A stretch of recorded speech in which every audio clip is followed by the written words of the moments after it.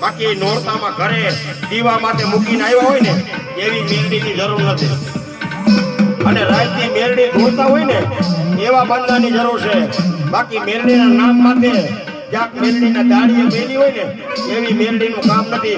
કાં તો મારા રેહબિયાના ટોટાવાળી હોય, કાં તો જામનગરના સંસારવાળી હોય, કાં તો કાંબોળ દેશના મલાકવાળી હોય, કાં તો મારા માવજી બાપાની મેલડી હોય, અને કાં તો હિન્દુ ધર્મની માલિકા ક્યાંક મારી મેલડીનો ટીકો હોય.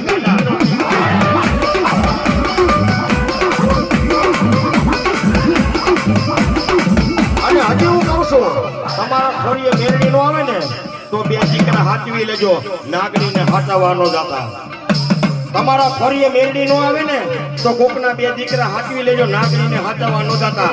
બાકી એક નાગરીને હાચવો અને તારી ગો પેટીને જો હાચવું નહીં ને તોય મને મેલડી નકારો નાગરી.